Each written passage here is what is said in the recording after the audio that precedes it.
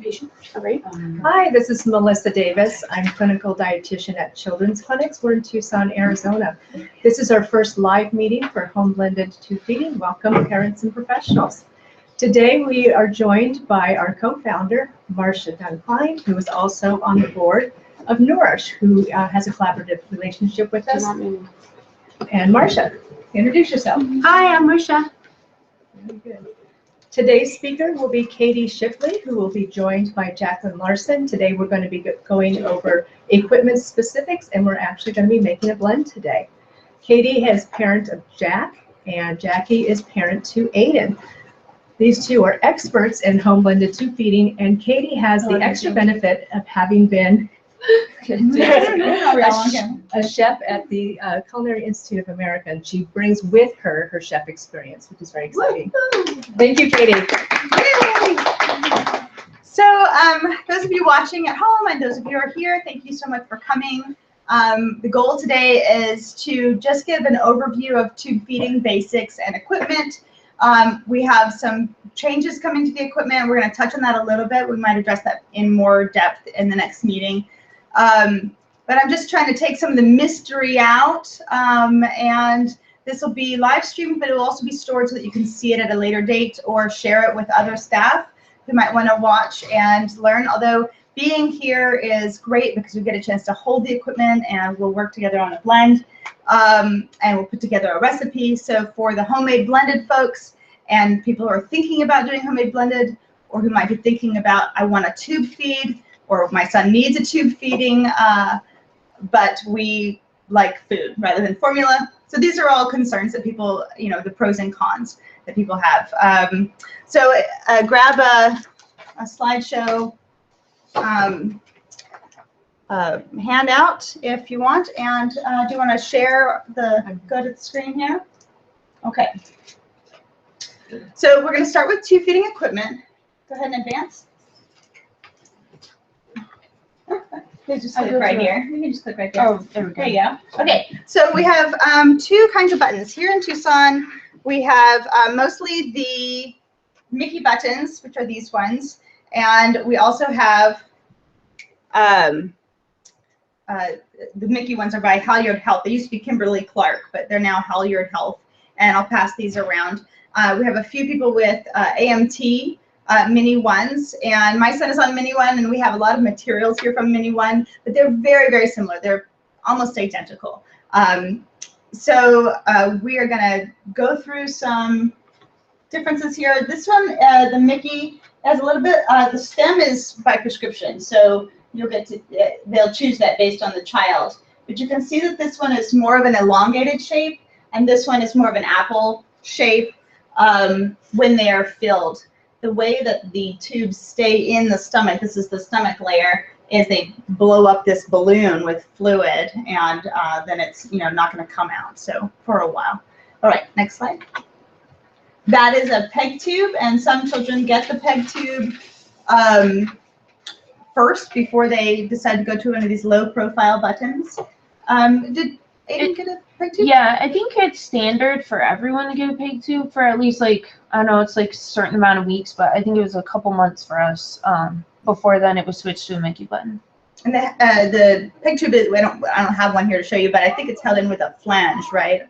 Yeah, some type of mushroom thing is what the doctor described it. They just yank it out, but they put you under for it. That sounds painful. Yeah. Okay, next slide.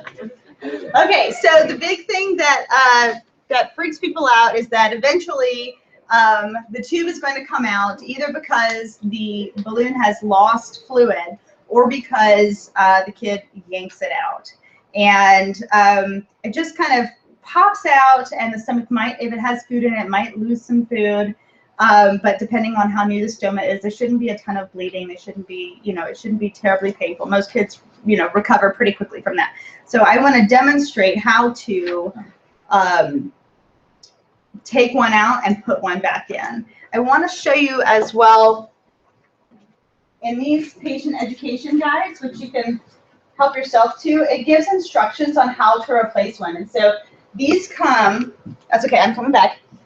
They can hear me. In every box, with your Mickey button. There's the set. Whoops. And here's the patient education guide. So if you are with a family and they have a box around, ask if they can give you their copy or take one of ours. These are for the AMT Mini one, but the Mickey is almost identical. As I said, the procedure is the same, although the equipment might look a smidgen different from what I have here. So this is how we do this. And you can grab one of these if you want. They've given me one of these little acrylic dealies. So this is inside the stomach, and it's on the outside. We are going to put one in so we can take one out here. Okay, I'm going to use one of my new kits so we can see this procedure here. So the kit looks like this, and they're sterile. You open it up. There's a little gauze pad if you have some fluid that needs to be absorbed. This is the new button. Okay, I had a little blue stiffener. This little blue stiffener is goes in the top. Can you guys see what I'm doing here? This goes in the top here, and it's just makes this not quite so bendy, so you can stick it into the stomach. And it comes separately in its own little compartment in here. So you'll have the button somewhere, and you'll have this little blue thing somewhere else. So you've got to put that in there. Otherwise, it's so floppy. Yes? So the Mickey button doesn't come with that stiffener. Does Which is unfortunate. That would be nice. That would have came in handy Okay. once. Good to know. Thanks for Yeah. chiming in. And Aiden has a Mickey button? Yeah. Well, please, chime in anytime you notice something that I'm saying that's incorrect. So this one is a little bent. I've been using it. So this goes in here, okay? And we want to put a little lube. The packages do come with a little packet of lube here. And we're going to just dip this in here. It goes without saying, but it will be, I should say it, that we've all washed our hands before doing this procedure. Wash your hands, people. Wash your hands. Okay. Although the stomach is accustomed to a lot of germs. So now it's coated in lube. Okay. And we're going to stick it into the stomach like this. Sometimes it's not, obviously it's not, a nice little piece of acrylic. You have to use a little bit of pressure. It doesn't just slide right in. For one thing, if it's taking you a while to find your new button or work on this problem, it might have closed a little bit. It will close up pretty quickly. So you got to get this done. If it needs a little bit of firmness or a little bit of pressure, it might need to be angled a little bit depending on the angle of the of the stoma there. So you have to kind of press it in. All right. So now while I'm holding it in, I'm going to get my my syringe. This is a pre-filled syringe, and these are super great for emergencies. Where do you get those? Well, this is from Covidian, so I got it through the DME provider. Yes. This did not come in the box. I'm sorry. Thank you, Marsha, for pointing that out. The box comes with a syringe, and you can just use regular water to fill that. And you would have it ready before you got to that point. Yeah, that's a good point. Thank you for pointing that out. Yeah, so you want to have all your supplies ready to go, and I'm not showing that very well. So you're going to hold that in, and then take that off. This goes in our little balloon fill valve on the side. So your extension sets are going to go where the stiffener is when that's removed. But on the side, there's this little, let me pass one around. Can you pass that around so people can see it? I've got two to pass around here. Here you go. Here you go. So the balloon valve, I'm going to go ahead and fill this with colored water so that you guys can see. Oops, nothing. This is just water with food coloring in it. It's a good idea. So I'm going to stick it on the balloon valve end here. And where it says BAL, that stands for balloon. And this one says 6 mil. So I don't want to overfill it. I'm going to fill it to how much it says it needs.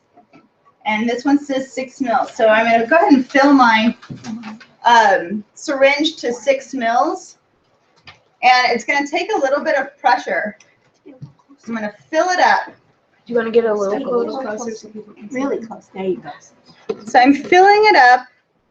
If I let go of this while it's still in the valve, it's just going to come back out. Do you see that? It's just because it's under pressure. You probably didn't think there was anything around the inside there, but it's hiding.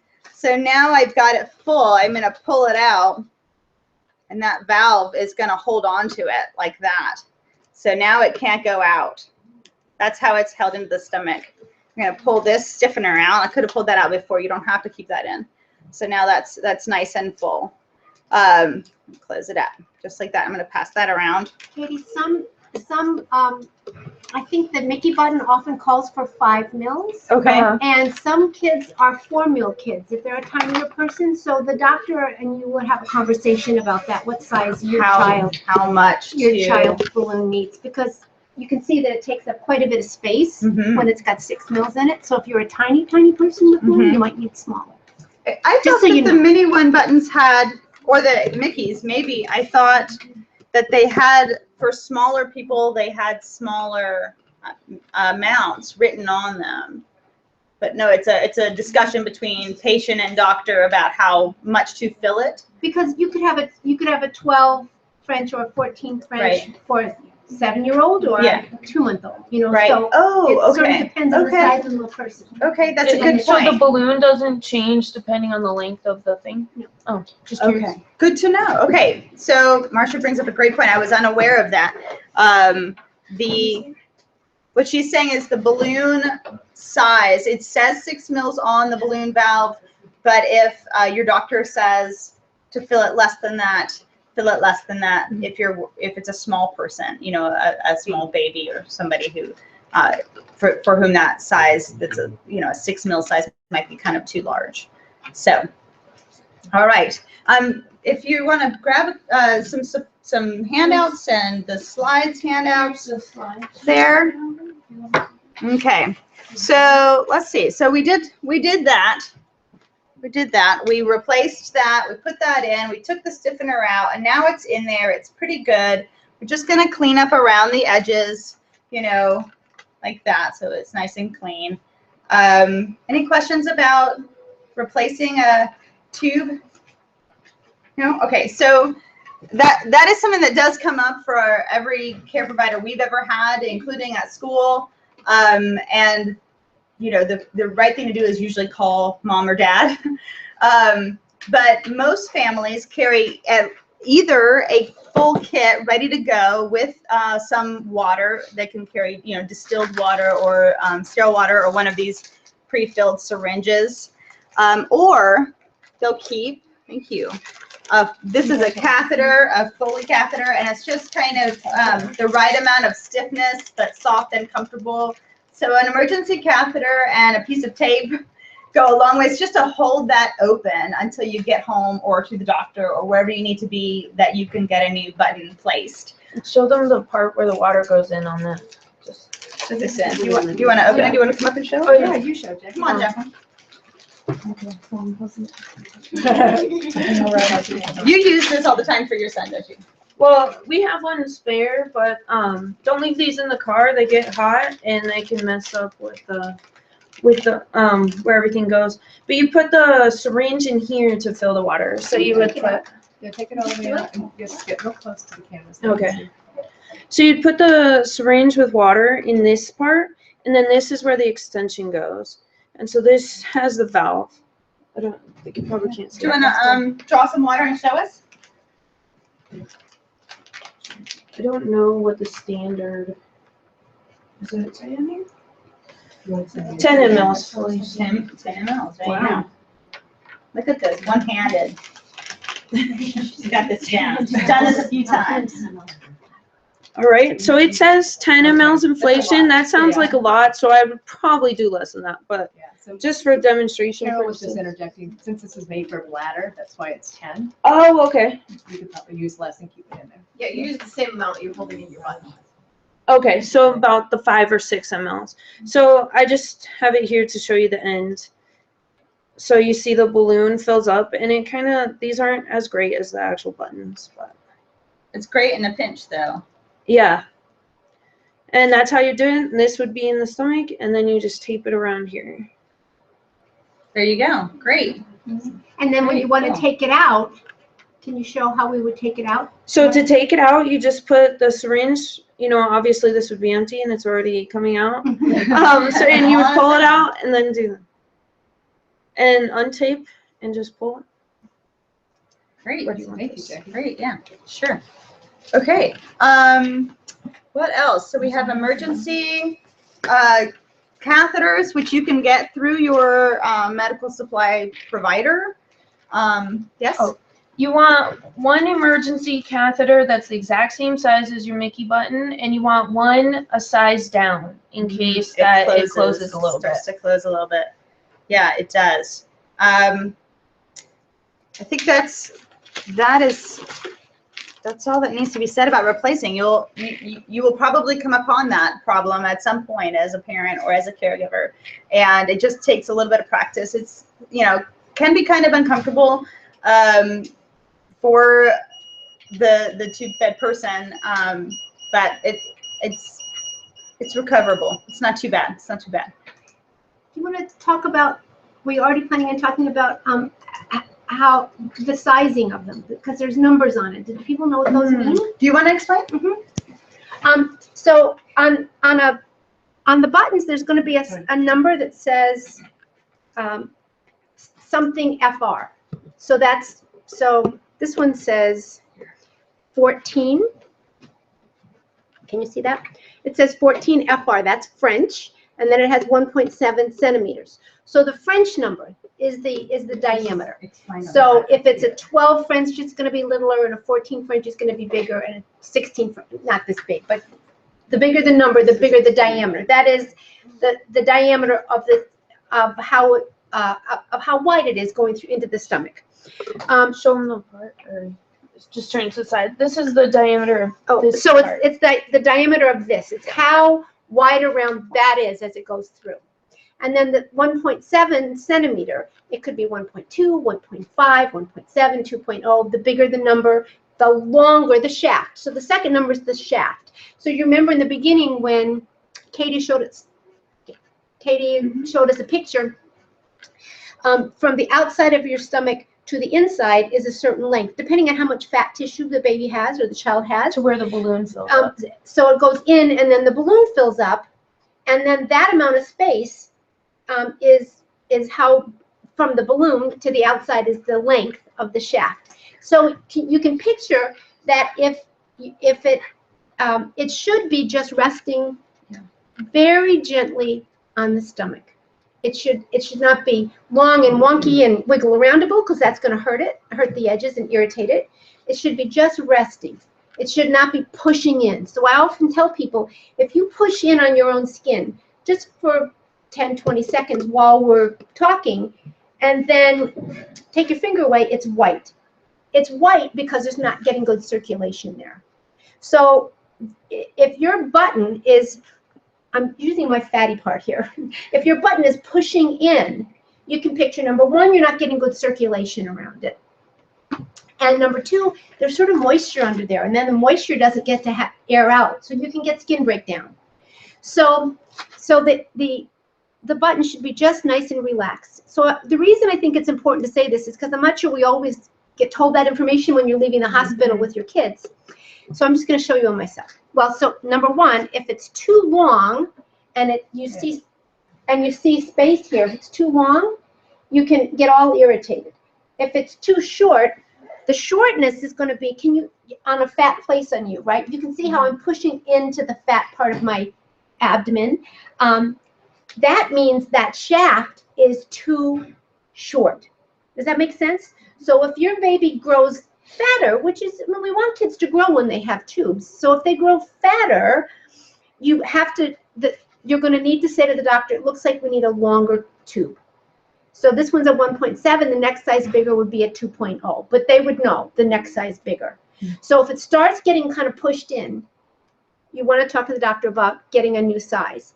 The thing is that kids grow bigger. Our dietitians know this. They get a little wider, and then they get a little taller, then they get a little wider, then they get a little taller. So some kids might need to change that length of the shaft part several times in their time that they have a tube. And some kids can just be the same for a long time. One other thing about that, and then I'll be quiet. Go ahead. In the diameter part that's in this part, how wide is it going through the abdomen? Most kids that get a size, it stays that size for a long time. Like, so this is a 14 French, so chances are this child would be a 14 French for a long time. But if your child is doing a lot of leaking around the edges where stomach juice is coming out and leaking, sometimes the doctors will have you take out this one for a little bit and then a half an hour later put it back in so it kind of closes a little. And sometimes doctors will say, you know what, we're going to get you a bigger one. We're going to get you the 16 French. It's sort of like a cork. We're going to make it a little bit bigger to stop having leakage happen. So I feel like those are important concepts that people should have, because I think when you get told a lot of stuff when you first get a tube, it's hard to remember it all. They just write a prescription sometimes they for it. forget to mention that. So I think we as parents and professionals working with kids should be checking them regularly, having these conversations to see if it's still the right size. Thank you. Thank you, Marcia. And a diagram of what she's describing is on the back of this folder. You can see that the French is the circumference and the centimeters are here. And then on here, it says 14 French, 1.7 centimeters. So you'll know what you have and what the choices are. And plus your boxes are going to say that. Right. 14 yes. French, and then the long. There you go. So that's all explained. And your boxes all say it too. Yep. Backwards. Good. Good. Okay. Thank you. And I'm going to add that to my slides. That's a really good point. Okay. So do you want to see what's next on the slides here? Okay. Good job. All right. So that's fine. This was the next one. Yeah. So what happens if it comes disconnected? Well, you're going to clean and dry and reattach. When I'm talking about disconnected, I mean this, which we haven't talked about yet. This is the extension set. And if you have a syringe or a bag, this is a Joey bag for this pump here behind me. I'm going to get more in detail on that, but I want to show you real quick. Let me pull this cap off here. That if this is coming out, it's pretty sticky. If it's coming out, it's because there's oil on here. And that could be the syringe that you're using or whatever. But these are designed to kind of stick and hold on to things. And if you're having trouble with that, it may be because it's oily or dirty, or this is kind of crusty. So you should get 4 of these a month, I think. I mean, that's what we're getting. I think that's standard. Yeah, so 4 extensions a month. And they lose their stickiness. So so you clean and dry and reattach. What's next? I can just look on this. You want to go back to that? Yeah, go back to the slide. Let's talk about it. The button came out. Oh, there we go. Sorry. Button came out. You're gonna have a new kit nearby, or the Foley catheter, and access to water. Away from a new button kit. Deflate, clean, and reinsert the old button. So that's also an option. If the balloon on the old button is still intact, then you could try to put that in temporarily. But I tend to want to replace it because it happens infrequently enough that I figure it's time to replace it. If it came out easily, then it's probably because the balloon started leaking, or the valve, not so much the balloon, but the valve itself starts leaking. And so if it's losing fluid, it's time to replace it. You can put it in and tape it to the skin just to hold that site open. I've done that. The catheter, lube, and tape. The lube's important, and so you have these little guys that come with it. So I don't And think you can just buy a thing of lube. They don't with the Mickey. they don't. They with the don't- Mickey. you don't get Yeah. lube. So No. Mickey buttons apparently Except don't for the come Mickey. with anything. Well,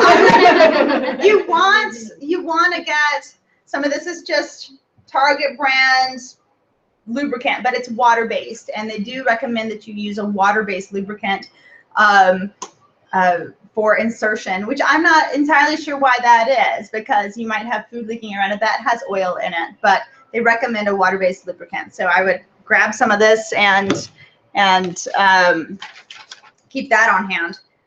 Clogs. We're going to talk about clogs. But first, before we talk about clogs, I want to talk about extension sets and bags. And so all the different ways to feed. Do you want to advance to another slide here? Okay, let's move on to the next one. Oops. Oh, this is site care. Let's talk about site care before I move on. I'm kind of disorganized here.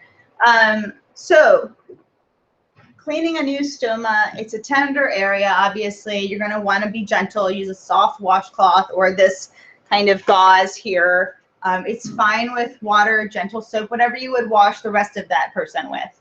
It's fine. And wiping around the site in outward motion is what's recommended. You know, I think what they're trying to get at is not to scrub it across the top like that, because that doesn't look super comfortable. Moving it around like that will just widen the hole. So let's see. Be gentle. Ointment. Some people are pro ointment. Some people are anti ointment. I think it depends on what the site looks like and what your doctor recommends.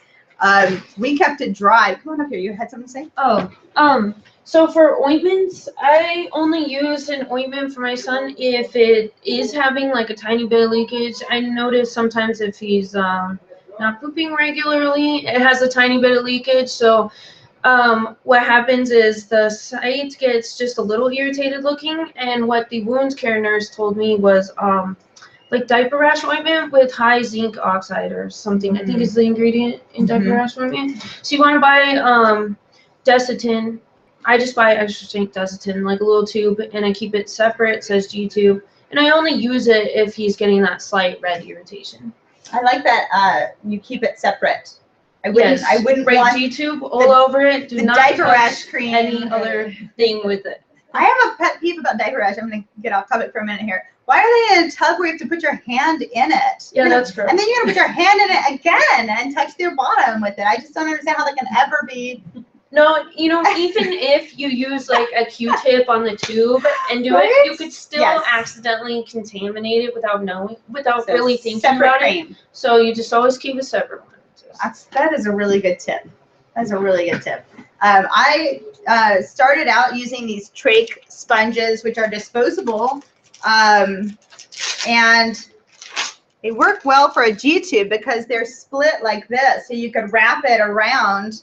Use my little. Okay, could wrap it around this guy here if you're having leakage, because there's kind of a fine balance between having moisture there and creating a diaper rash type situation versus having something that's holding moisture against the skin. Once this absorbs moisture, now you might be worsening the problem. So if you're able to change it really frequently and this is a problem, then you can use these. But I think that's probably a short-term situation. There are people who are making little flannel things that go on there. Again, that's really, that cotton is just holding moisture against the skin.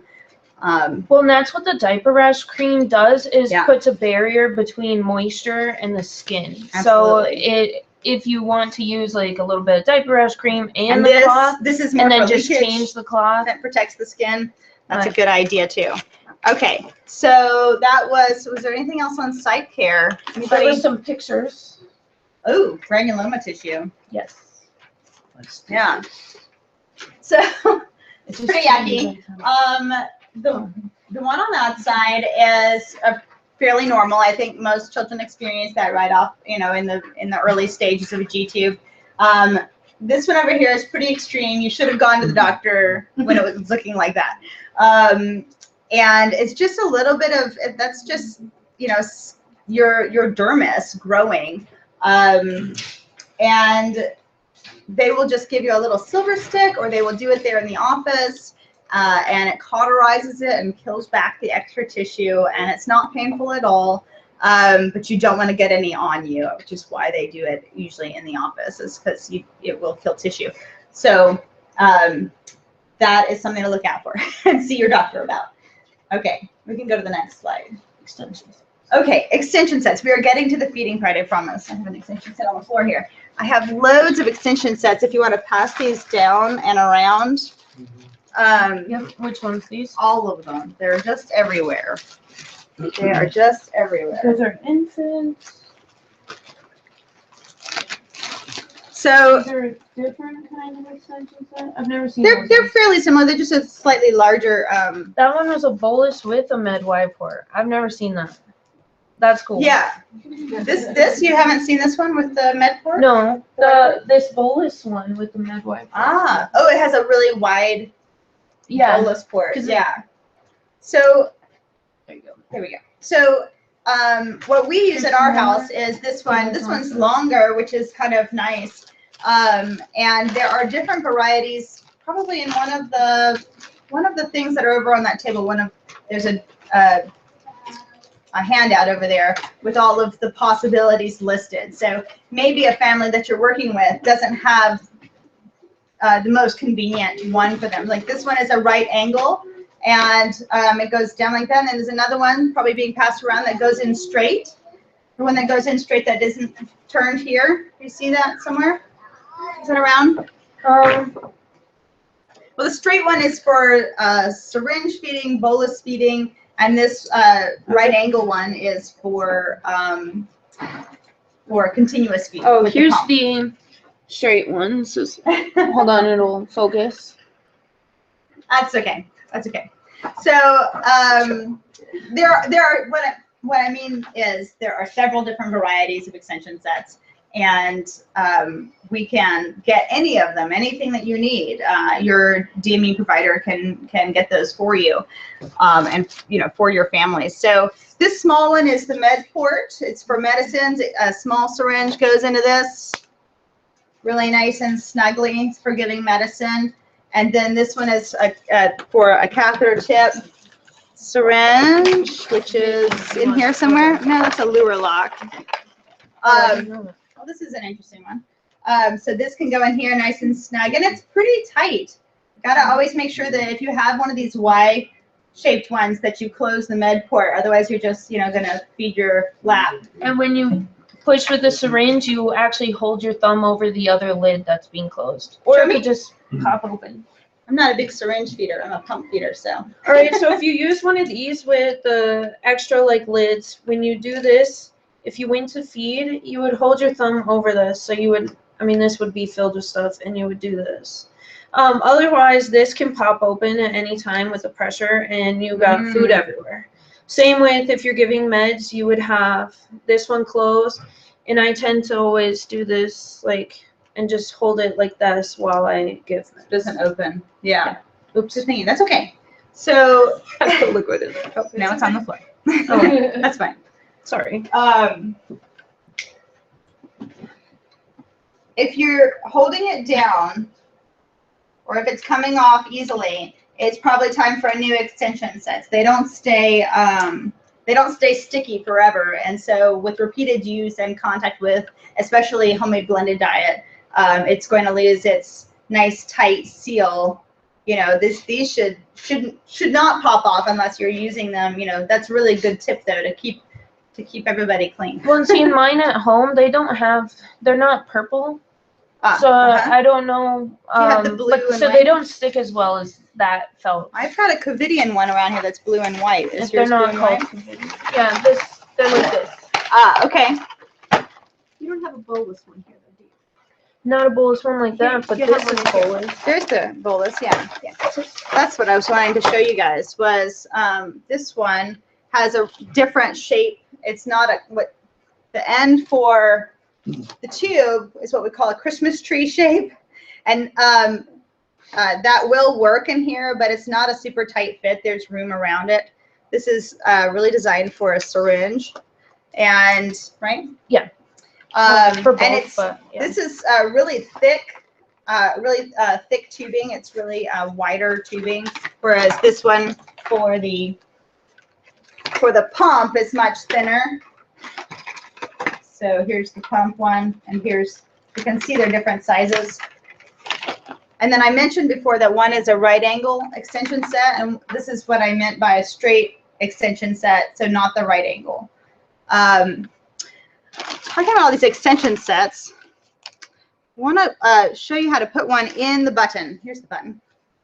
And we do have a slide on this, but I'll just show you. It's on your handouts. There's a little line right here, and you're going to want to line up this line with this line, and either of the extension sets or any of the extension sets work the same way. And you have to press it down. While you're pressing down, you want to hold on to the main part of the button. So you're going to press it down and turn until it's locked. It has a little arrow. That's the direction you turn it to lock it. It says lock. Now it's not going to come out of here.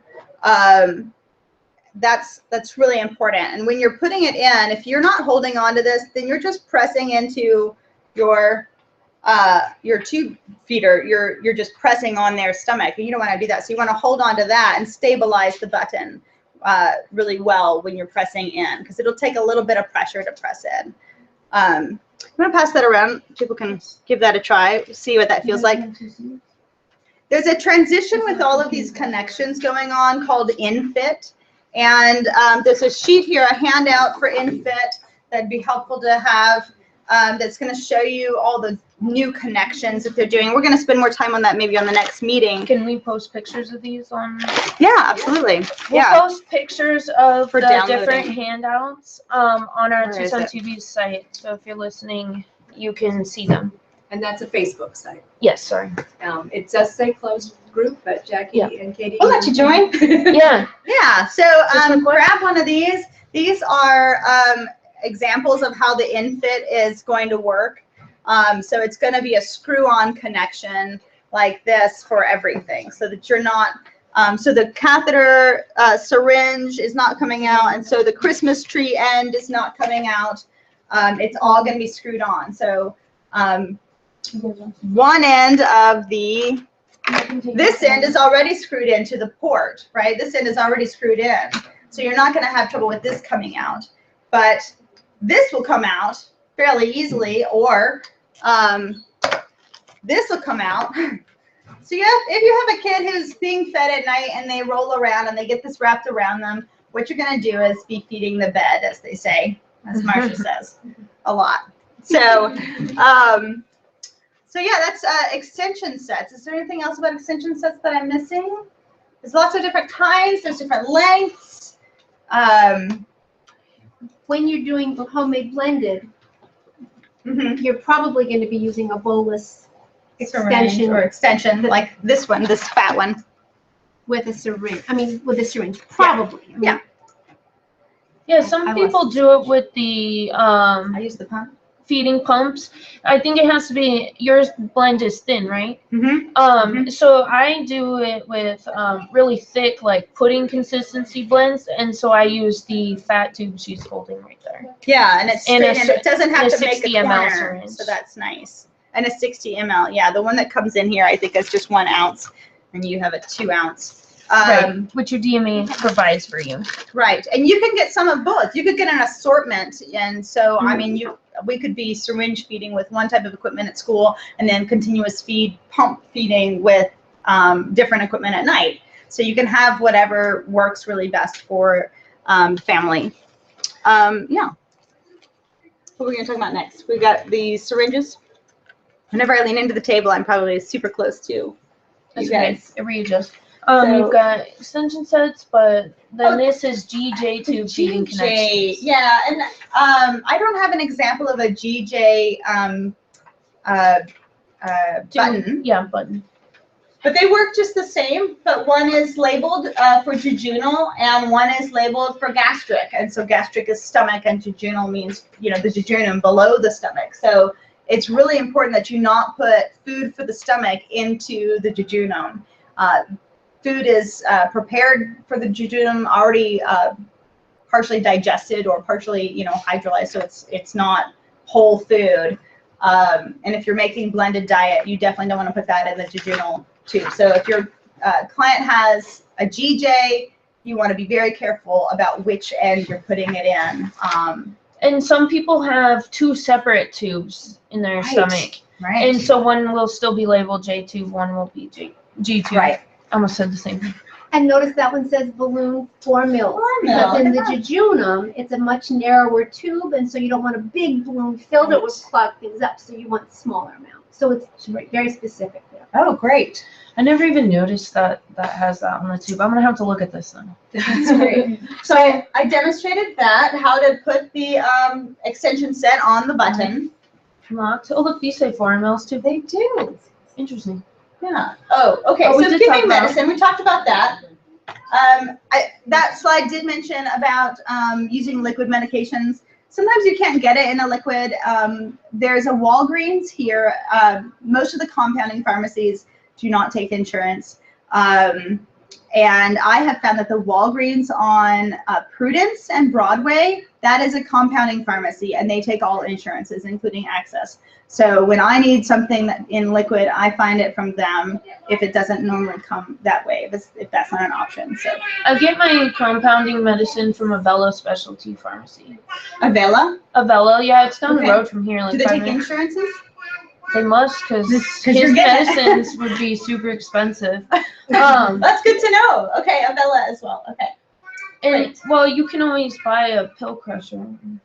I Yes, crush but up medicine. The also. crushing, I find the crushing is difficult to get a really smooth, texture, and I always have medicine left in my syringe when, it's coating the syringe, it's coating the extension set. By the time it gets into the stomach, I'm not sure that I've gotten the full dose. Oh, okay. So, I don't know. It must be different medicines crushed differently too. Yeah. But I just fill up my crushed medicine with 10 mLs of water afterwards. I'm going to move this towards you. I Tell don't us think more it's about on that. me. So. Oh, is it sharing the screen share? Okay. Yeah, sorry. We're new at this whole live streaming thing.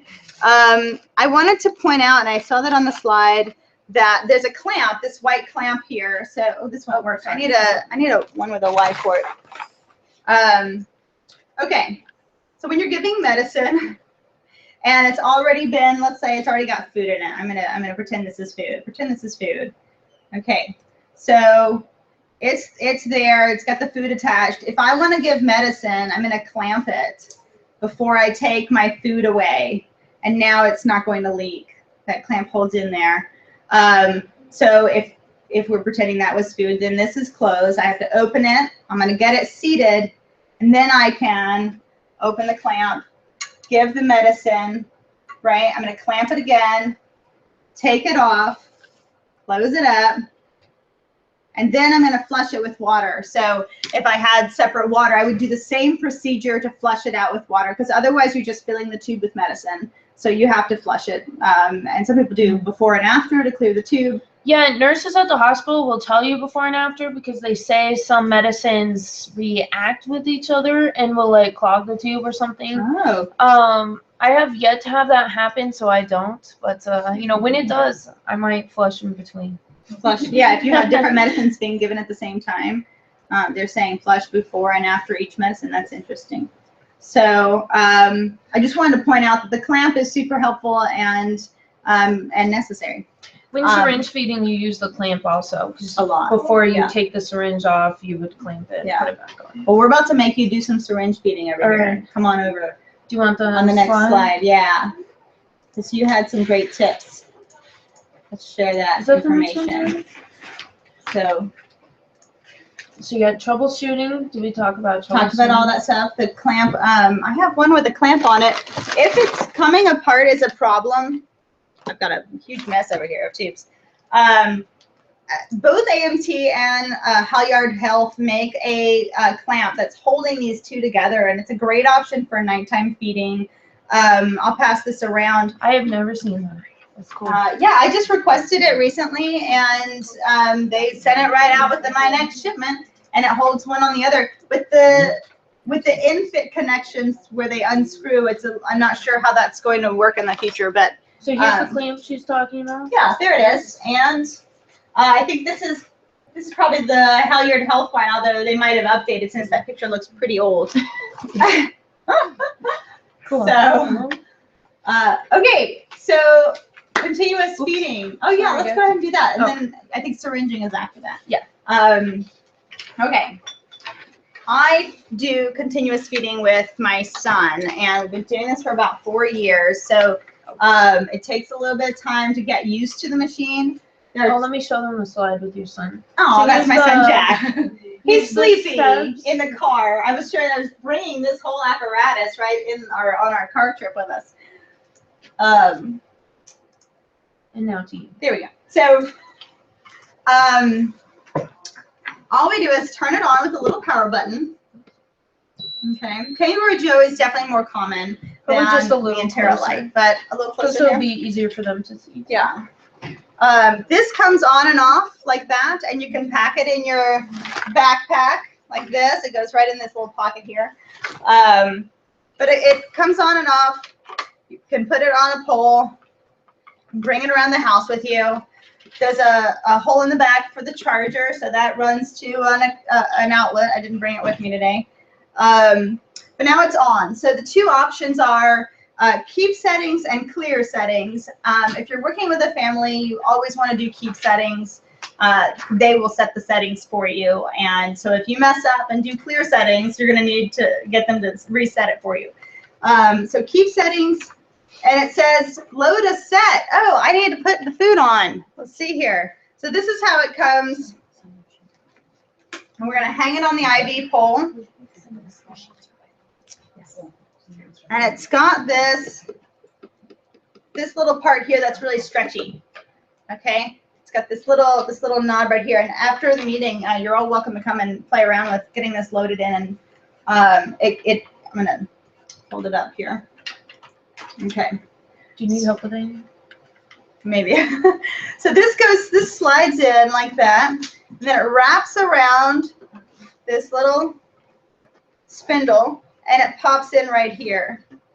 So if this is secure, if this is in the right place, then this lid will close, and it's got a little hole. So if it's not seated and it's sticking out, it won't close. So we make sure that that's well seated, and then it closes. And it has a picture on here. It says 1, 2, 3. It has a little picture here to show you how that goes and what that should look like.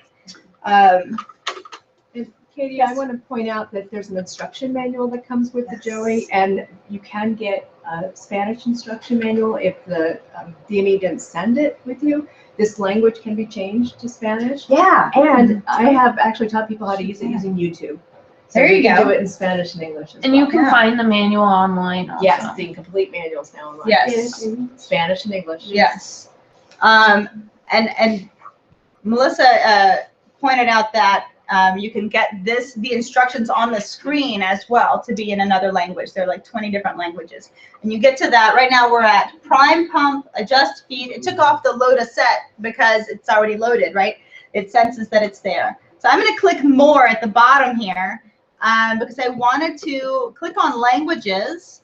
And it has, I don't know if you can see from there, but it has many languages on there available.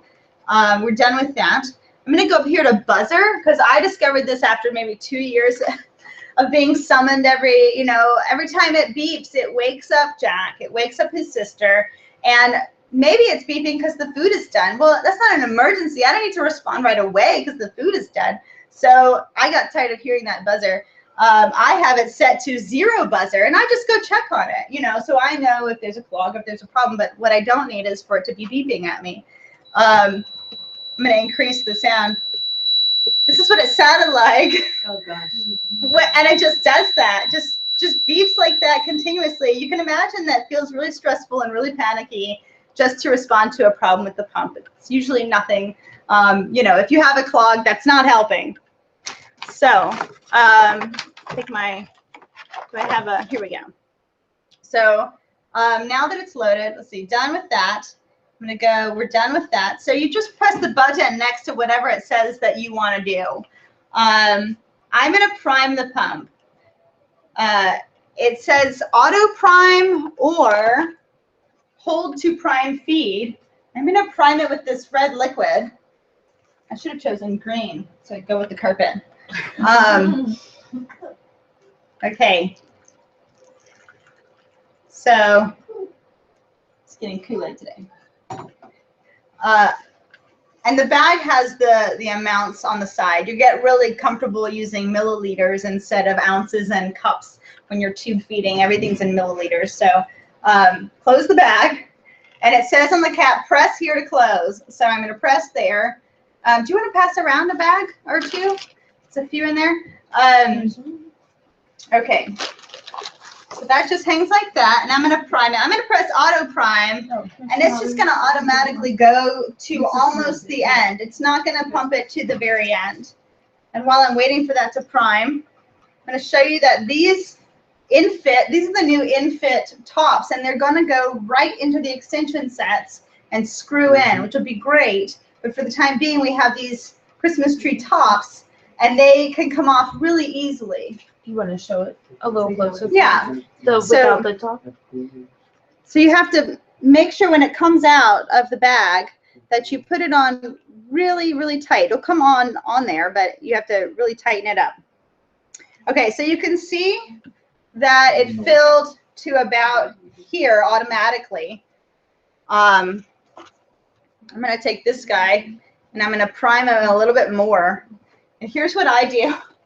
Because I just do all of this in my son's room, and I don't do it by the sink, but that's going to be, you know, a family-to-family preference. I'm going to hold to prime feed and put the end here so that if I lose some, it just goes back into the bag. So I'm holding it down, it's priming it up, and we want to prime it so that it doesn't put any air in our tubie's belly. And Air she in the made belly. sure when she connected it that it was unclamped before she primed. Or Yeah. it would have just tried to force. You forget And all those wouldn't little be things, able all these to. little steps. Yeah, if you have it clamped, it's not going to be able to prime, and it's going to give you an error message that it's clogged. So now we're primed. It's everywhere. Okay. It's red. Okay, I'm going to pretend that this is my kiddo. Okay, so now we're done. We're going to press done. Can you guys see? And I'm going to press, there are a couple of choices. Now we've done prime pump, so I don't need that one. The next one is adjust feed. Your family will do that for you, or if you're the parent, you'll be setting that up according to, you know, probably a conversation with your doctor or dietitian about the rate. But we're not going to get into, you know, what rate that different kids should be on. So we can click run. We can click run, and the clamp is on, so it's going to tell me in a minute that that it's clogged, but it's not clogged. We just need to unclamp it. So it's dripping. It's dripping.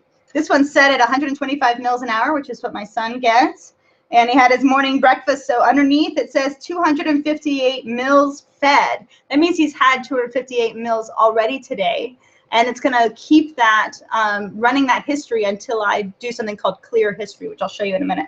So I can press hold. When the drips are dropping, you probably can't see it from way back there, but the drips are dropping. That lets me know that it's running. When I press hold, the drips stop running, and I have a whole new bank of options. My options are clear volume, adjust settings, resume in min, which means I'm going to set a timer and say, I want you to start back up again in 10 minutes. I'm going to give them a 10-minute break, and then I want you to start up again. Run and history. So I'm going to clear volume. And now it says 0 mils fed. So since I want to know how much food he has every day, whether it's my husband or myself or a caregiver who's feeding him, I tend to clear it first thing in the morning. And so then by the nighttime, I'll know, did he get all of his food today? Did he get the 1,500 mils that he's supposed to get? And then, so in the morning, I started again at 0, you know. And if you're a caregiver, you want instruction on whether they want you to clear the history or not. Because if you clear the history accidentally and you didn't make note of how much they had, it'll be a little tricky to figure that out. Okay, so now we're running. So we're dripping, we're running, just like that. That is how the pump works. There are, you know, lots of things to play around with and know about it, but that's kind of the basics. Yeah, anything to add to that? Or Well, I think for parents, if you want to just write explicit directions on what you want. So, you know, even if you have it already pre-set up for them, maybe it's a good idea to just have it written down somewhere of what settings you did have it on in case they do clear it, because it's easy to do. yeah. Or, you know, they can always call you too. But. And maybe have that manual Right, in the available. directions. Yeah. can I say something about the infinity pump? Sure. Yeah, I would love. I don't have Yeah. any information about that. I am Come on. going to bring up the picture. So you don't have to. So the infinity pump, the This one on the one? bottom one, that Uh-huh. is a lighter pump. So the one that Katie has here is about 1.5 pounds, and the one on the bottom is 10 ounces. So it's very light, and you can see it's also narrower. So And it has a smaller backpack. and Yeah. it has, you can get a super mini or a mini backpack. Super mini is the tiniest one, and then the mini is just a little bit bigger. And for little people, both of your kids have wheelchairs and aren't wearing their backpacks. But Yeah. for kids that are mobile, that are 2 years old and 3 years old and small, we want to make sure that they can have a pump that's lighter weight for them to wear. If they're on continuous drip feeding, they need to wear it all the time. We want it to be small backpack and a very lightweight pump. And our DME providers in Tucson, the equipment providers will provide those with the Yes. request. I had a request just recently. They said, no problem, we'll get it to them the next day. And it used Yeah. to be kind of a fight to get them, and now it's more common and they're more commonly available. But these are less expensive for the medical companies, so they would rather give you these generally. That's the default. That's the default one. But if you say, but my child is going to wear it because they need to be drip fed for 2 hours at a meal or all day long, they shouldn't have to carry a pole around. And it Oh, shouldn't have to definitely. be heavy, and it shouldn't have to be a big backpack. Yeah. Yeah, do you want to The hand them? super mini backpacks. You could show them the big backpack. That is the It gets kangaroo. very That heavy is with- This is the small kangaroo one, and there's an even bigger Yeah. kangaroo one Is there? that that's okay for you to schlep around, but not Yeah. for your kiddo. Yeah. So the super mini ones, we'll get a super mini one for our demonstrations for this group because they'll provide the. Yes. They're perfect for toddlers They're really and tiny. small kids. And yeah. some toddlers that are just learning to wear the pump, when they're just learning to balance and they're 2 years old and their balance isn't great yet, and they're wearing a pack, we'll have them wear it on their front for just a little while because then it's More not going to just sort of stable. make you fall backwards when you first are getting used to it. You can balance from in front. So just so you know, there's that option available if people need it. Yes. And we had a parent comment on the Tucson Tubies about 20 minutes ago, Renee, who said that Kaviden is now making a kangaroo pump that is similar to an Infinity called the Kangaroo Connect. So that'll be Kangaroo interesting. That'd be It sounds very new, so it'll be interesting to see how that compares to the other two pumps. Because that really is the biggest difference between them is size and weight. Mhm. And also thinness. So if you're a little person and you're wearing it on your back, that the thickness of it, to me, Mhm. kids kind of can Right. tip backwards. Whereas the thinner one, when it's closer up to your body, it's a little easier to balance your center core from that. Definitely. So I really like the smaller ones Yeah. as a general concept with mobile kids. Plus, Yeah. it's just less. Yeah. I think close to half the weight. It's Yeah. really It's lighter really weight. small. Yeah. I have a question. Is there, in terms of insurance, does it matter what kind of insurance in terms of what kind of pump you can get? I don't think Um, so. No. I think it's just a request, but It used to, but it sounds like you're having excellent luck. It Marcia, with It used to make a the huge difference, and now the main companies that we use in Tucson seem to both be providing them and having them available. Okay. But they will provide this one generally, is my understanding, unless you ask otherwise. Right. well, Right. and this one is like a mini version of what typically they have in Tucson hospitals also. And I think Phoenix Children's Hospital has the bigger version of that too. Mhm. I've never seen an infant at the hospital. Infant or whatever it's called. Infinity. Infinity. Yeah. Sorry. Yeah. Sometimes insurance companies just want some kind of documentation on why the family wants to change, and really just talking about the weight and the size for our kids is often Should enough. definitely be enough. Yeah. I tend to write letters to the insurance companies saying, Johnny is 2 years old, he's mobile, he's learning to walk around, he's having to carry a pole with him right now, he's 31 pounds, and he's on the pump 17 hours a day. And here's a picture of him with the pump, the backpack he has, and Yeah. here's a picture of him with the little backpack because Yeah. we have a small one, and there you go. Yeah. And those pictures have said 1,000 words. And the But backpacks are really cute, right? They have all these different designs for the They're- backpacks. they're adorable, but really, honestly, just The size. a couple weeks ago, we just called, and the next day it was available, so it was That's great, without What- all the what provider malarkey. was that? What DME provider? You know? I just requested from Preferred, There you go. Yep. just recently, and they Yeah. got it the next day. Oh, great. It's great. That's awesome. There you are. So we have about half an hour, just so you guys Yeah, know where you're yeah. pacing, so. I Um, do hope we get, I definitely want to do blend today. do the blend. Do you want to talk about syringe feeding? Sure. Do So a demonstration? Do you want to use my red liquid? yeah, but I thought You- it's Whatever you want to do. So here's a slide on the syringe feeding, and tips and whatnot, and you'll be able to see this again in a minute. Oh, I'm sorry. It goes away from me sometimes. That's fine. Here, you do syringe feeding. All right. All right. Oh, do you have the, yes you do, and you have a syringe here. All right. Or This you is have a more different one? regular, a more typical. Yeah, let's do a more typical one. So the syringe they give you is like this. These are the really nice ones actually. And then so what I Some oil. tend to do is the first time you pull it out of the package, it goes right in easily.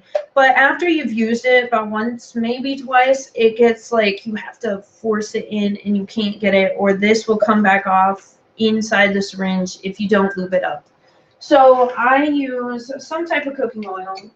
As long as it's edible, I think it's fine. Yep. So you can use, I'm not gonna actually put it on. Don't open it. So I have I put a little bit in a container that I carry around with me in a lunchbox for my son's food.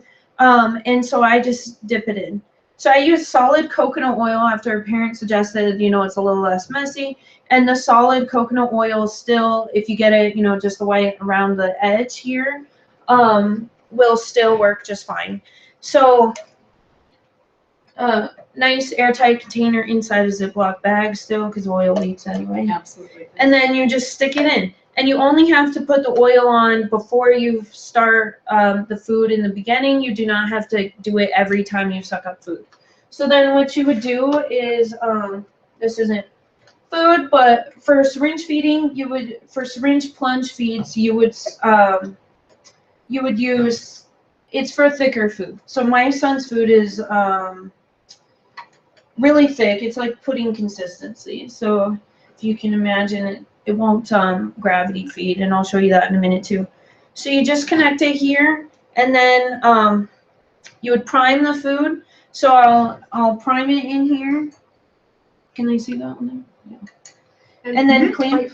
Priming, it means you're filling up the whole extension tube. Oh yes. And you're pushing out the air, which is very helpful in children that don't have a lot of belly room. You don't want to fill them with air. And also that might make them have to burp more, so. So no air in the tube, you see. So funny. So then you just connect it to the person, just the way we talked earlier, and then unclamp. And then what you do is, you see on here there's some numbers, so you would push maybe about 10, 15, 20 mLs, whatever your kid can tolerate. My son tolerates about 20 mLs, and that's like a bite of food, like you took a bite of a hamburger. So you go, all right, you wait a moment, and as Melissa always demonstrates, you wait for it to go down, just like it would on you, and then you go, of course that's not how it's going on them, but, and then you push another bite, and yeah, I'm hoping I keep it in there. And that's how you would syringe plunge feed a kid, or I guess I could empty this. Oh my God. Got tight. That's a brand new extension Yeah. set. Oh, and the whole time you're feeding with the syringes, always hold it on here while it's, and then push the food. Because otherwise, if you're just pushing, which my sister does sometimes to my son, it will sometimes force it back out, and then you'll spray food all over your house, whatever room you're in, will have food all over. And if you're taking care of somebody else's child, Right. you want to make sure that you go only as fast as they say to go. Some children Right. need it very, very slowly. Other kids can go pretty fast and take a bigger volume in their stomach. So really, it's very personal. And if you're a caregiver, you ask the parent and you do exactly what they say because it's different for every child. Right. And then for parents, I'd still suggest like writing directions, saying how fast to feed them. So like, okay, give 20 mils. Always show them the first time, especially with syringe plunge feeding, so that you know the volume and the rate. My kid sometimes eats in 10 minutes. I try not to do that, but if we're running late, most of the time he eats in about 20 minutes. So, and he tolerates that just fine, but some kids really need like half an hour to an hour to feed. So do you want to show the slide on gravity feeds, or I should just do Yeah, it? sure. Well, either way, I think your demonstrations are just as good as anything on the handout. And the slides, by the way, the slides are on. I have to disconnect this to show it. They're on the Tucson Tubies website. You can go to under files. They're uploaded as a document under files. So you can go into that and look at the slides where Jacqueline wrote some nice information, written information about how to do that. Marcia, do you want to talk about signs of fullness? Are you ready for gravity feeds? Go ahead. Yeah, I can do that real quick and then. So for gravity feeds, you want just the syringe, no plunger. So I just have the napkin here because this has red stuff all over it. And then what you would do is connect it without anything. You prime it with water or food, whichever you prefer. And normally you would do liquidy foods. Oh yeah, that'd Put be the end great. in here, That'd be great. or actually the opposite. Put it in here. We'll put some red stuff in here. All right. Sorry, it's a cooking show over here, guys. Okay, so the end going in there and this going. Can you do it by yourself? Because that's what most parents are having to do. This is why I can't do gravity feeds. Oh, so wait. Actually, yeah. It's scary. What you can do if you're out and about, and okay, so a lot of times I'll actually prime it with water, which is what this is, because it's easier, and if you spill some, it's not as messy or sticky or anything else. And I normally only gravity feed with liquidy foods or like formula that they send you. So you can hold your finger over this. Sometimes with these bolus extensions, if you clamp them and then do it, you get large pockets of air, so I tend to not, but you can do it either way. You can clamp, drop it in, put liquid in here, drop it in. But I'll show you this way because it's kind of a nifty trick. So if you don't have a container to put your end in, this is how you can prime it. Although I'm still doing it over here so I don't make a mess. Can you come show it close? Oh, sure. Oh! Or let's not here. Do you want to just tip the camera down Sure. and I'll do it that way? Sure. I just have this in case Yeah. it does spill. Okay. So I have it non-clamped, my finger over the end, and what I'm going to do is just let my finger off slowly Oh, nice. every so often until I feel the liquid come to the end. And there you go, and clamp. So no need for a container to fill it in if you for some reason don't. Every once in a while I don't. If I'm outside and I want to hook his food up real quick, so less messy, I'll just do it on the ground. So whatever works for you with some nice tricks. There we go. That's great. I'm going to drain it. And yeah. show us how the gravity feeding part actually works. And just tell me what gravity feeding So if you is. have, I'll just put a tiny bit more food in here so you can see it because it'll go quick. This is very liquidy. The canned formulas that they normally send you are much thicker, so they go a little slower. Yeah. It's hard to aim, and so it just goes down. Now, when it's in the stomach, you know, it's going to have a little bit more resistance, so it won't go as fast. So if you hold it down lower, the food will actually travel slower. But if you hold it down up, it will go really fast. So, and it's much different when it's actually going into the stomach. Well, let's just. So if you're gravity feeding and you're holding it higher, it will go faster. If you hold it more the level of the tube, it will go slower. If you hold it below the stomach, It will not go at stuff all. will come out. It will of go your out. stomach. Well, and draining, And sometimes drain people do that, right? Is they And want people to. vent, to vent the tube. Uh-huh. That's what they do is hold it below the stomach, so then, like, it kind of Open makes up the spark sounds. extension Yeah. tube into something to hold it. So reverse feeding. Reverse Yeah. gravity feeding. So, okay, so cool. I want to run through this next part super quick so we can do our tube feed. There was another thing which was gravity. Where's my gravity? Okay, can you pass me that bag there on the left? Thanks. A gravity bag is another option. It's a good one for an IV pole situation where someone is, you know, in bed or in a wheelchair or, you know, in a car seat.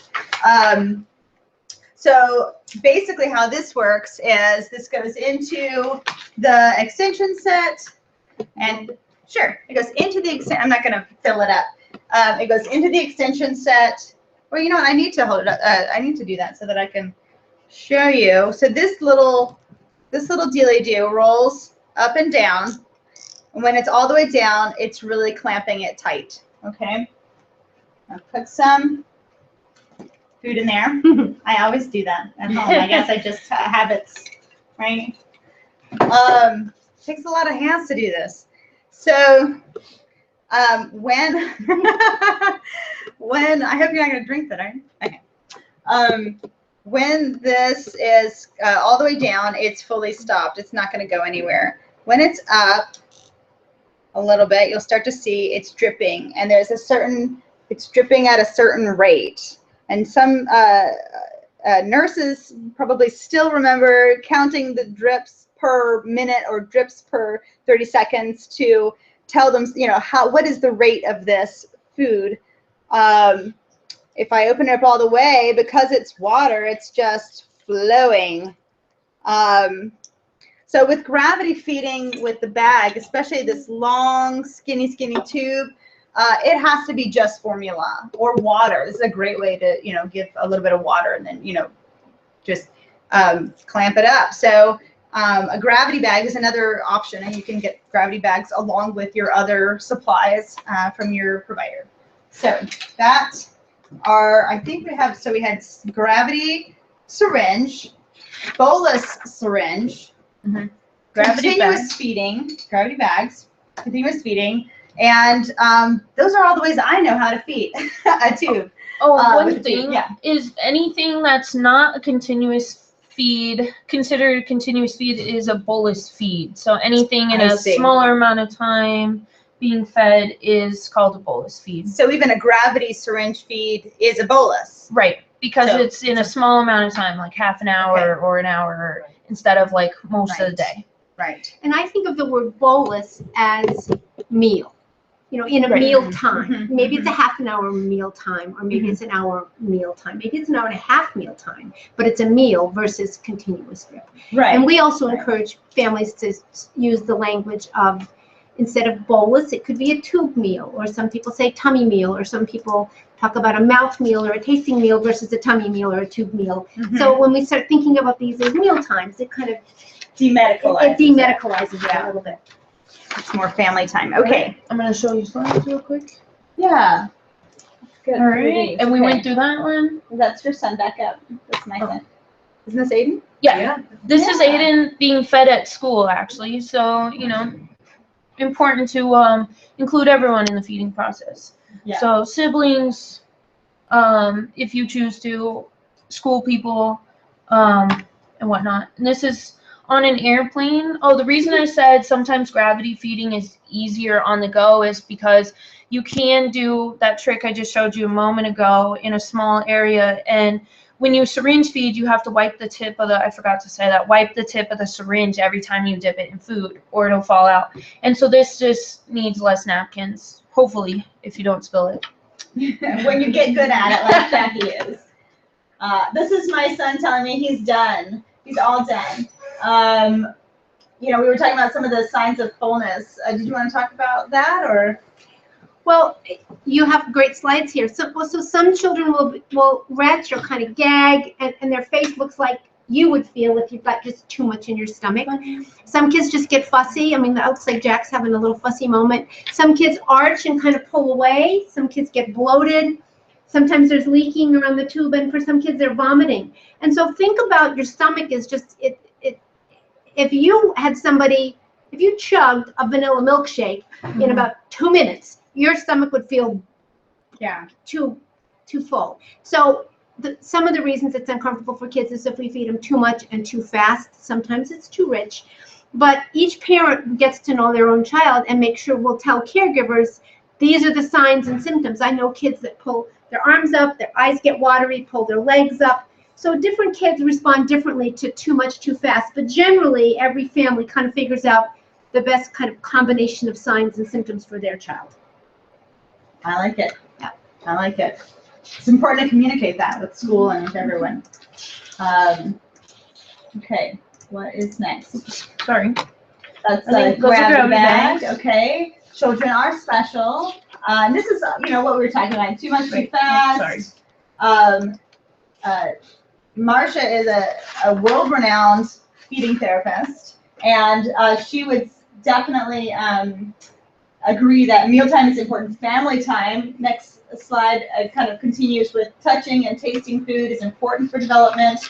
Chewing and sucking are good for speech muscles. So you have to you're still continuing with the mouth area. It's not like we forget that the mouth exists, or that tasting exists, or that this is part of, that meal times are part of our family environment.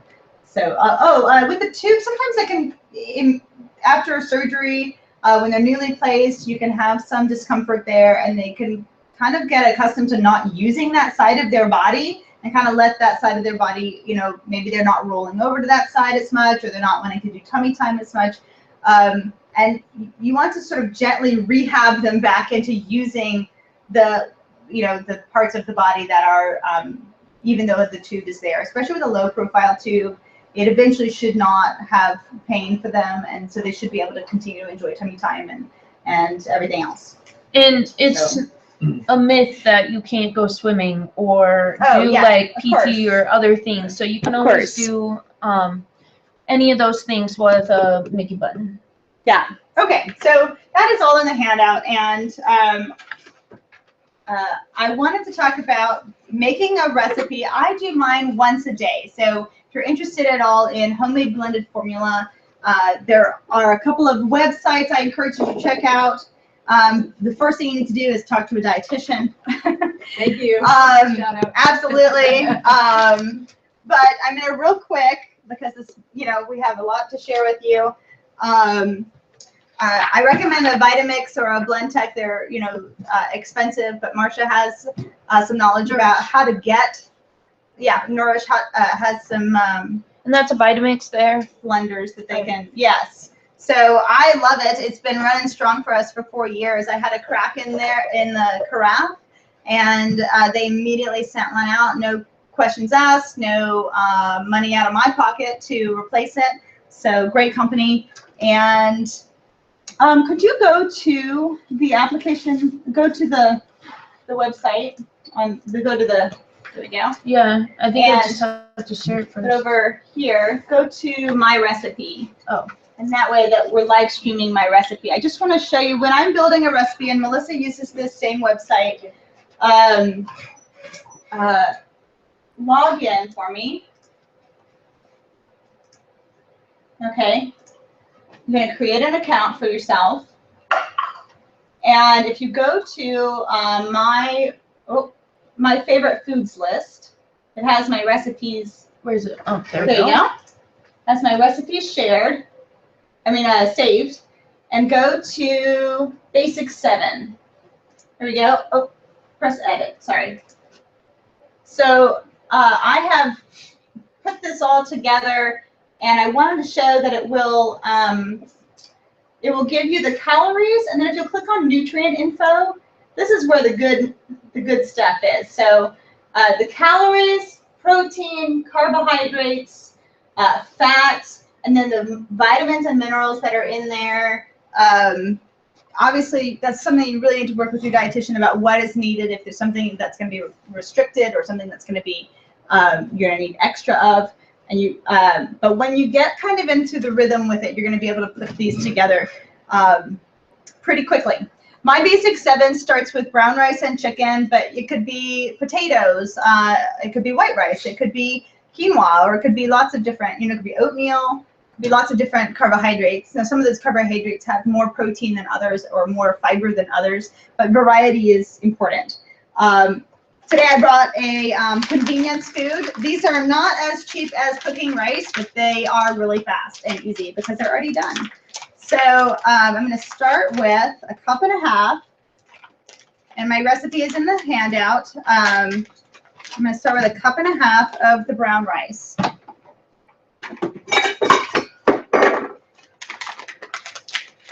The nice thing about these is they've got the nutrition facts on the back there, so you can at a glance see, is this a higher protein food than the plain white rice? So here we go, pack that down a little bit. There's 1 cup. Use my 1/2 cup here. Okay, there's a 1/2 cup. Now I'm making this recipe based on a 1,000 calorie diet in 1,000 mils, so a 1-to-1. My son gets 1,500 mils and he gets 1,500 calories. So that's on a good day. So that's And it's the same proportion as most formulas. So it's the same proportion as Pediasure, Nutrin, Complete, Pediatrics. So just to give you an idea. Yeah. Okay, so I brought another convenience food, which is in the freezer. Oven roasted diced chicken breast. It says grilled and ready, but it's not the kind that has the little grill marks on it. It's already cooked chicken. This one says ingredients: just boneless, skinless chicken. Contains 2% or less of canola oil, chicken flavor, chicken stock, dextrose. Ding, ding, ding. Dextrose is a corn product. So you have to read labels. If you're buying a chicken and you're cooking it yourself, you know what you put on there. If you put butter on there and your kid can't have dairy, well, you might have a problem. Maybe not. It depends on how sensitive they are. But I know my son is very sensitive to dextrose. So although I brought this for demonstration purposes, I won't be able to use it. So flavors. We don't know what's in flavors. Maltodextrin, also corn. Molasses, salt, sugar, yeast extract. Yeast extract could be a trigger for some people. So let's see if I can get in 1/2 cup of a protein. One of my favorite proteins that is a convenience food is canned tuna and canned salmon. And when you're doing a variety of proteins, you really do want to, have your fish and your poultry and your beef and your pork, shellfish. You can buy pre-cooked shrimp, the really little ones. Those are really convenient and they blend up really nice straight from the freezer. All of this can be already, frozen. When I do a all frozen blend, I do it with hot water so that I, kind of get that process started. Kind of get 1/2 cup. It's an estimate here. That's about 1/2 cup. The other thing with variety is that you don't have to be super meticulous about putting it together because you're not packaging up this and selling it. We all eat different amounts of things every day. So if this isn't exactly 1/2 cup, it's not really going to be a problem. Let's see. So I've got my carbohydrate. I've got my protein. I need my fat. These are our basic macros here. So for fat, I do 1/4 cup. And there is a difference between this is a dry measuring cup, and this is for liquids. It just has water in it, and I'm not using this anyway. So I'm going to go ahead and use it. I need 1/4 cup. 1/4 cup. This is going to make my blend go a little bit high. You could do 3 tablespoons. It'd be a little bit less than 1/4 cup. It just depends on what the calories, breakdown that your dietitian wants your kid to have. So put that in there, okay? And the fat emulsifies really nicely into there, so it's not separating out and sitting on top. So what else we need? We've got our carbs, we've got our protein, we've got our fat. I'm gonna add, veggies. I'm gonna add an apple, a whole apple. I didn't bring a knife. Shoot. I don't have a knife with me. So we're gonna skip the apple. But pretend the apple went in there. I've got some frozen spinach in here. Get back in here. Some frozen spinach. And 1/2 cup is good. I like to have greens in all of my blends. I almost never make a blend without greens. I just feel like as vegetables go, you just can't get any better than spinach and kale and collard greens and those guys. Sometimes kale and collard greens are too high fiber for blending, and you end up having to strain it a whole bunch of times, but this should be okay. This is pretty mature spinach, so it's probably high in fiber as well. Okay, there's my half cup of that. I'm gonna pretend that this is going in here. See, there it is. It probably would blend Okay. it just nice. It would too. It really would, but I don't want to make you guys wait through that. I also like orange juice because it has a little bit of calorie to it. So rather than just have straight water in there, but it has added calcium and vitamin D. And my son can't have dairy, so he's missing a lot of calcium. And vitamin D is something that almost all children need supplemented anyways.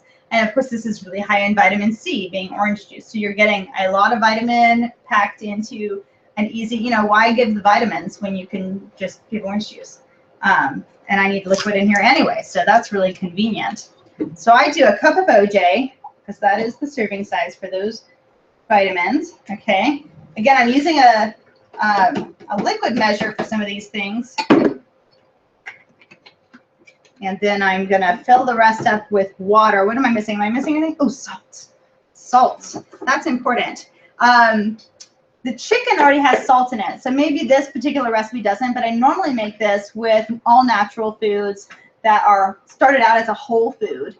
And you do need sodium in your diet, and you also need iodine in your diet. So while you might not think about seasoning it, I would normally season this up with some thyme and some marjoram or whatever I might put in a chicken and rice dinner for myself, because sometimes you taste it through burping, or maybe it comes up, again. Maybe you will see it again. So I do half a teaspoon of salt, unless it's a blend that has already a lot of salt in it. Sometimes the canned tuna might have salt in it already. So there's that. What else? Let's see. Is that my 7 recipe? Am I 7? Where is it? Let's see. I've got my carb, I got my protein, I got my fat, I got my orange juice, I got my green veg, I got my fruits, and I got my salt. So that's everything. And you're going to vary the fruits, you're going to vary the vegetables, but you're always going to have carb, fat, protein, and you're always going to have a liquid. I don't think I'm going to get tired of using orange juice in there for those vitamins, and I'm not going to get tired of using spinach for those vitamins. So that does it for me. Now, it's not at 1,000. I've got to fill it up with water. So on this, it's great. It's got the cups, it's got the ounces, and it's got the mils. So I wanted to go to the 1,000 mark. I'm going to fill it up with water to the 1,000 mark. And there we go. And I highly recommend that you get some ear protection, whether that's just your headphones that are noise canceling headphones, or if you go full out at home. I'm always using my husband's bandsaw, not bandsaw, but whatever, some kind of saw that he has. I stole the ear protection for that because this gets loud, and I developed tinnitus after blending daily for a long period of time. And I was afraid that it would not go away. But after wearing the ear protection, it eventually went away. But tinnitus is super irritating if you've ever had it. So let's give this a try. I'm going to make sure it's down on low here. I don't want to. Okay, ready? It's going to be loud. You're just going to work it up slowly to high and then blend on high for 3 minutes.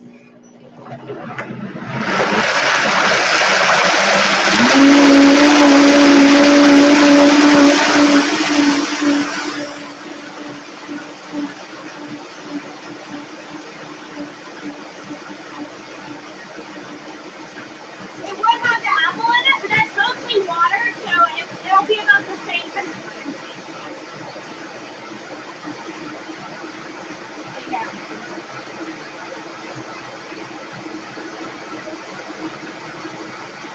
I usually time like 3 minutes because it's really longer than you think, and it makes it really smooth. So I never have trouble anymore with the pump. I put it right into the pump. I strain it. Okay, good. Already done.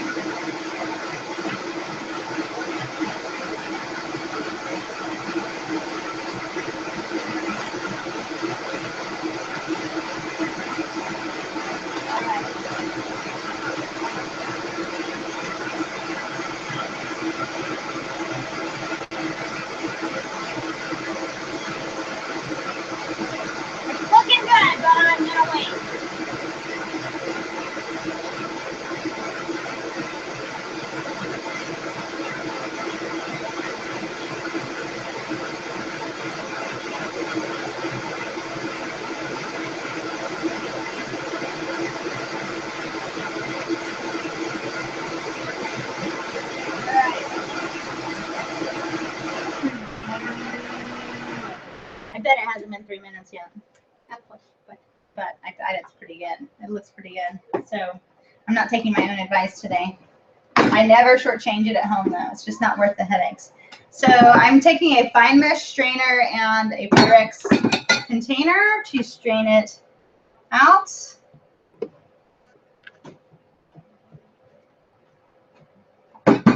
Yep, I should have given it 3 minutes. So I use this my little spatula to kind of knock it through. What's happening is the spinach and the brown rice, because it's brown rice, it still has some fiber in there, and that gets hard to get through there. So I have to move it around. When I pour it from up high, it's hitting the strainer with a little more force, and so I can get a little more through that way. And plus, I feel like a bartender.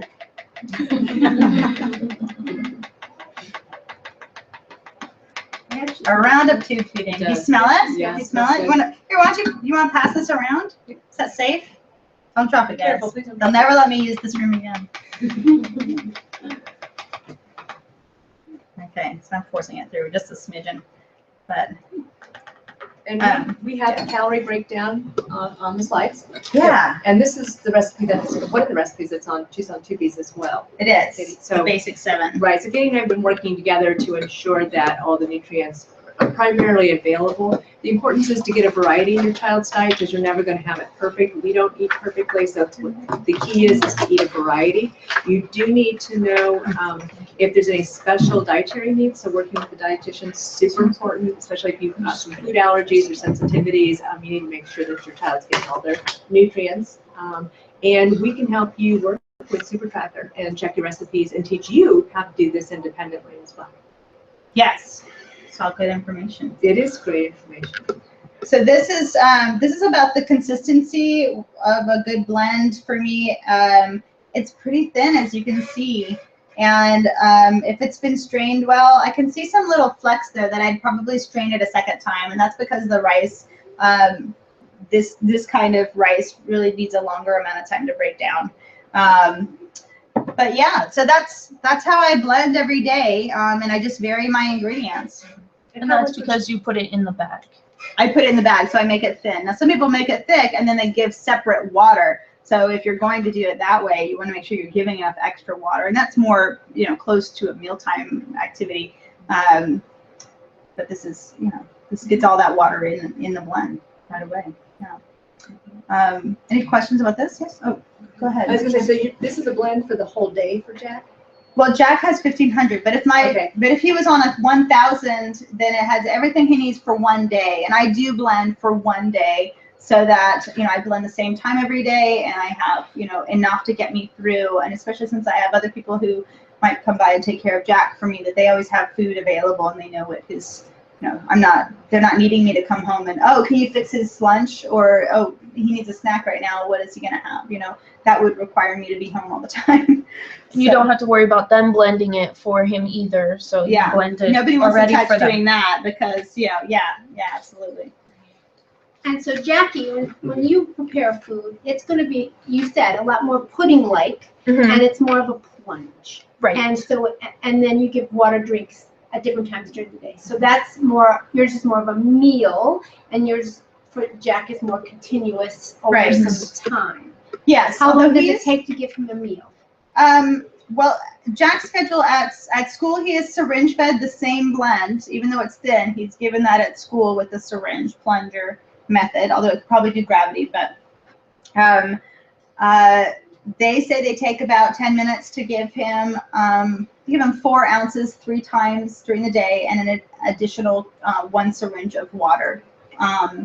So that's 2 syringes in a 10-minute period, 3 times during the school day. And he goes to school till 3. So then when he gets home, I'll put the rest of what he needs for the day, or enough for a couple of hours, in the bag, and then get him hooked up to that, and he's on that until from about 4 to 11, so a 6-hour period of continuous feeding. So we've kind of combined the 2 methods so that he can be free to be mobile at school, but he's a little bit less mobile at home. He's in a wheelchair, and he needs a good long nap in the afternoon, so that's a good time to get some food in. So how do you store your lunch? Ooh, good question. I brought this to show you guys. I don't know how long you've had these, but I did not know about them until recently. They're plastic lids for glass jars, and I don't like to warm food up in plastic in the microwave. So I do end up microwaving this. So you're storing it in the fridge? I just store it in the fridge in one of these. This is only up to 3 cups, but about a cup is in there now. So I just will put it in here.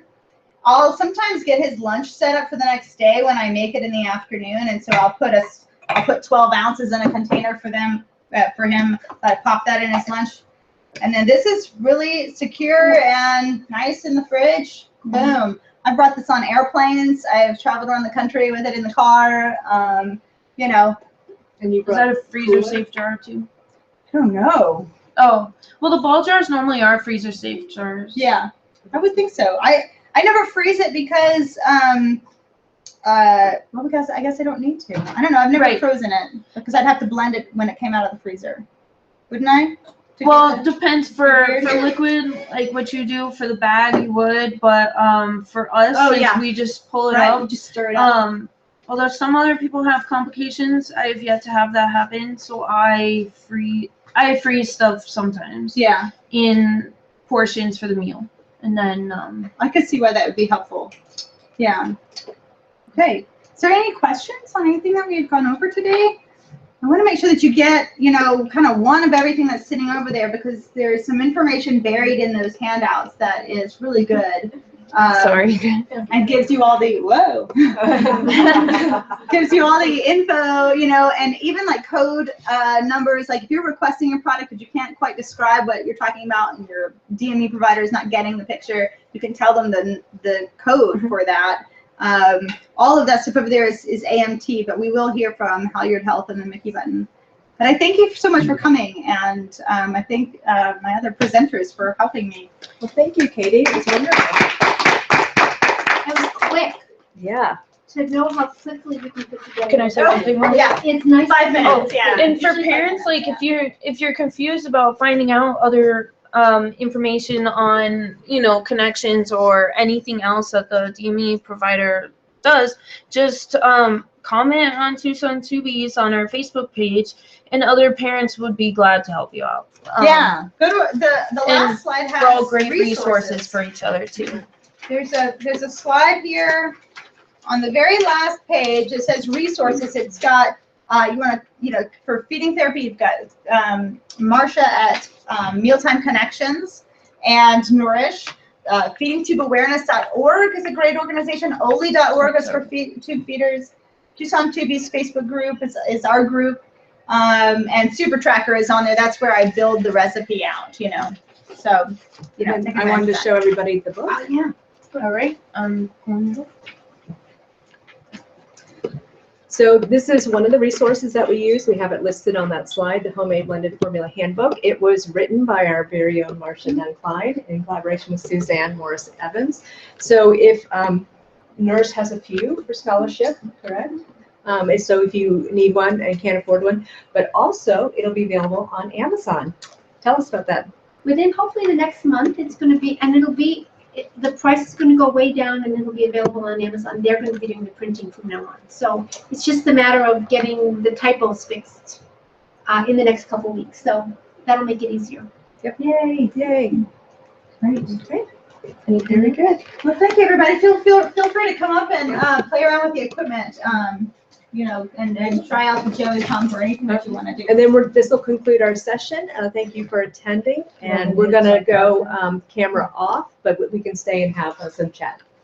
Okay? Goodbye, everybody.